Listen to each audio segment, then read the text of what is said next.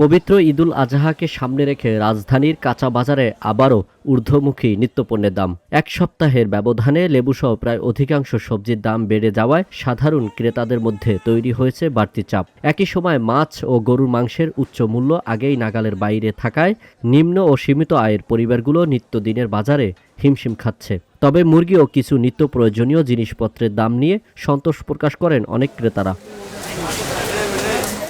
সকালে রাজধানীর কারওয়ান বাজার ঘুরে দেখা গেছে সবজির বাজারে যখন অস্থিরতা তখন মুরগির বাজারে কিছুটা স্বস্তির খবর পাওয়া গেছে। এক সপ্তাহ আগের তুলনায় ব্রয়লার মুরগির দাম কেজিতে ১০০ টাকা কমেছে। ব্যবসায়ীরা বলছেন সামনে কোরবানির ঈদ, এ উপলক্ষে গরুর মাংস ফ্রিজিং করতে খালি করা হচ্ছে। এ কারণে মুরগির চাহিদা কম থাকায় দাম কমেছে। ব্রয়লার মুরগি বিক্রি হচ্ছে ১৬০ টাকা, সোনালী মুরগি বিক্রি হচ্ছে ৩০০ টাকা, দেশি মুরগি ৭২০ টাকা, লাল লেয়ার মুরগি ৩৭০ টাকা। সব মুরগির দাম বর্তমানে কম আছে। কমের উদ্দেশ্য হলো মনে কোরবানি, এই কারণে মানুষ ফ্রিজ খালি করতেছে, এই কারণে বেচা বিক্রি আমাদেরও কম, যার কারণে মুরগির দাম একটু কম আছে। কোরবানির গুলো বেচা একদমই খারাপ, আর দাম তো অনেক বেশি, আমরা আষ্টশ হয়েছে। সবজির বাজার নিয়ে ক্ষোভ প্রকাশ করে ক্রেতারা বলেন মুরগি সহ কিছু নিত্য প্রয়োজনীয় জিনিস ক্রয় ক্ষমতার মধ্যেই রয়েছে। সামনে যেহেতু কোরবানি, বাংলাদেশে তো যেখানে সুবিধা সে জায়গায় যখন দাম বেড়ে দেয়, ইচ্ছা মতো বেড়ে দেয়। আর অন্যান্য সবজিগুলো মোটামুটি ভালো তুলনামূলক। তারপরেও যেমন শসা কেজি ১০০ টাকা ৮০ টাকা করে কেজি। শসা কেজি তো আসলে এরকম ৮০-১০০ টাকা কেজি কিনে খাওয়ার মতো অনেকে কারো অ্যাবিলিটি নাই। ক্রয় ক্ষমতার মধ্যে আছে, কিন্তু যারা নিম্ন মধ্যবিত্ত ওদের জন্য এটা আসলে একটু বেশি হয়ে যায়। এদিকে চাল ও তেলের দাম কিছুটা বেড়েছে। এছাড়াও মশলার বাজার নিয়ে অসন্তোষ প্রকাশ করেন ক্রেতারা।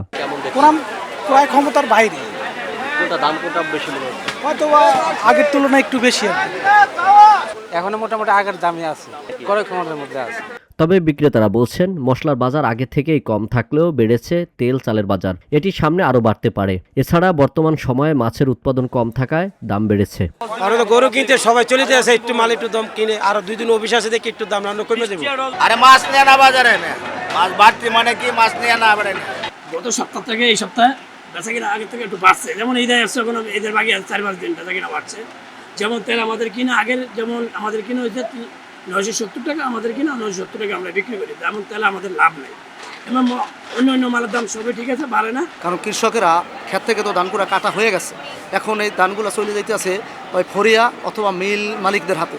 এখন ওরা নিজেরা সুবিধা মতো বিক্রি করব, ওরা গুদামজাত করব, এই কারণে আস্তে আস্তে আস্তে আস্তে বাড়তে থাকবে।